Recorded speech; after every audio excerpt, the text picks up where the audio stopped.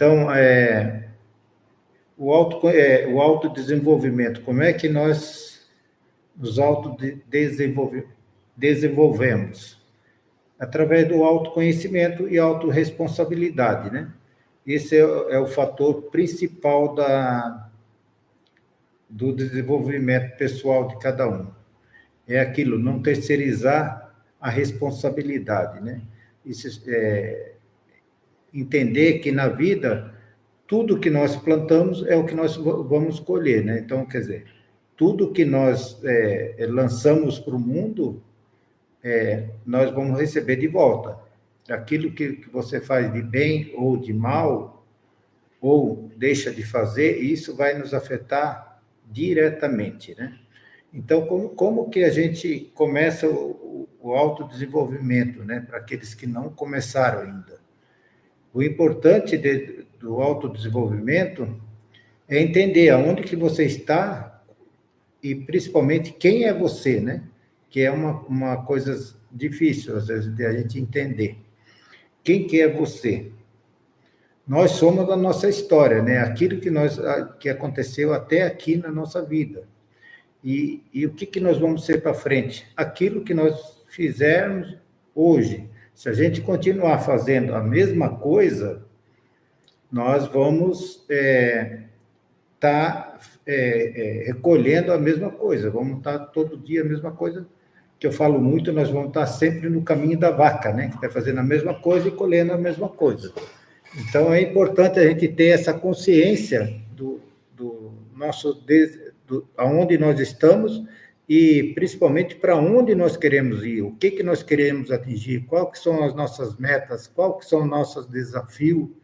Isso é importante a gente ter consciência e entender como estamos reagindo ao mundo, né? Às situações, ao dia a dia. Às vezes a gente fica esperando que as coisas aconteçam, fica procrastinando, fica deixando acontecer, esperando que as coisas aconteçam, e elas não acontecem, porque nós precisamos ter ações em direção daquilo que nós queremos, né? As coisas não, por mais que a gente ache que as coisas vão acontecendo, que Deus vai nos suprir tudo que nós precisamos, vai nos direcionar, mas nem a maioria das vezes não é assim. Deus já fez tudo o que Ele poderia fazer para nós, né? Nós teríamos... Ele deu sabedoria para nós, deu condições de ter sabedoria, né? Deu conhecimento, deu um corpo, deu uma mente, deu uma alma, deu um espírito, para que nós dominasse sobre a terra, né? Então, para que nós agisse lá em Gênesis 1, 26, ele fala, eu vou ler aqui até para que fique bem claro. Ele disse, façamos o homem a nossa imagem, conforme a nossa semelhança, e que eles tenham domínio sobre os peixes, sobre o mar, sobre as aves do céu e sobre o gado, sobre toda a terra, e sobre todas as coisas rastejantes sobre a terra. Então, ele nos deu o poder para dominar a terra. Então, isso é uma coisa que a gente não tem consciência. Então, tudo que acontece aqui é de nossa responsabilidade. Deus está no controle, mas nós temos que buscar nosso desenvolvimento, né? Deus age no céu e a terra é para que nós conseguimos fazer o que tem que ser feito. Cada um de nós temos as nossas propósitos, né? As nossas missões, mas nossos propósitos são vários, né? Não é um só. De acordo com a necessidade, de acordo com as habilidades que a gente vai adquirindo durante a vida, nós participamos com essa parte, né? com essa missão. E, às vezes, nós deixamos de cumprir isso, né? Nós temos a nossa habilidade e não praticamos, não desenvolvemos, não executamos isso. E daí alguém sai perdendo, né? Por exemplo, um exemplo aqui, né? Se eu tenho algum conhecimento e não estou transmitindo isso para outras pessoas, as pessoas que precisam ouvir o que eu tenho a falar, eles não vão ouvir e também não vão desenvolver. Então, fica tudo travado, de certa forma, né? Até daí o outro cumprir essa função. Por isso que nós temos que ter essa consciência que nós temos uma grande responsabilidade naquilo que fizemos, seja qual é a profissão, seja naquilo que nós estamos fazendo no dia a dia. Então, essa é a importância de nós termos essa responsabilidade. E, para isso, nós temos que desenvolver nosso conhecimento, saber quem somos nós, como que nós agimos, como que nós reagimos, né?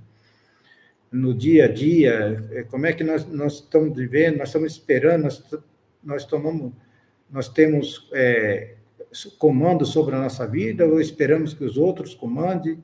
Então, isso é um fato que nós temos que ter essa consciência. Então, o autoconhecimento, como se conhecer, né?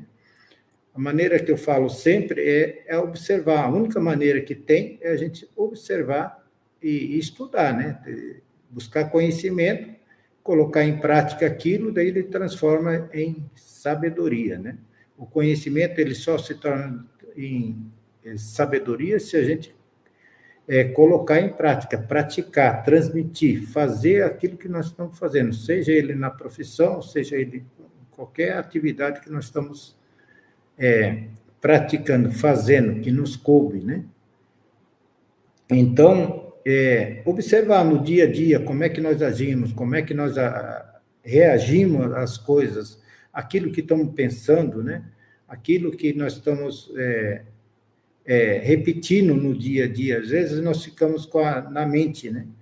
Eu falo sempre que às vezes é uma coisa até difícil de entender, mas todo mundo acha que nós somos o corpo, somos a mente, e nós não somos o corpo. O corpo é apenas um meio de locomoção aqui na Terra, né? Então, nós somos a alma que comanda o corpo, que deveria comandar a alma e o corpo, mas às vezes é o corpo que nos manda, né? É a mente que manda, porque ela às vezes fica em loop, ela sempre está jogando pensamentos, jogando ideias para que você sobreviva, né? Por isso que vem os medos, as emoções, através das emoções, né? Então, é importante a gente começar a se auto-observar para que a gente também tenha esse conhecimento e consiga e vai nos moldando para desenvolver o autodesenvolvimento, né? Então, as emoções, às vezes a gente trabalha muito com medo, em cima do medo, em cima da dependência, né? Às vezes nós temos a dependência de que Deus resolva, ou que alguém resolva para a gente. Eu mesmo passei grande parte da minha vida dependendo, né? Porque tive problemas quando na infância, tive problema de família, tive problema... Como todo mundo tem algum tipo de problema, de acordo com o seu cenário, né? Então, eu tive problema de carência, de dificuldade, então eu sempre esperava que Deus viesse resolver a minha situação, que os outros que tinham que ajudar a resolver meus problemas.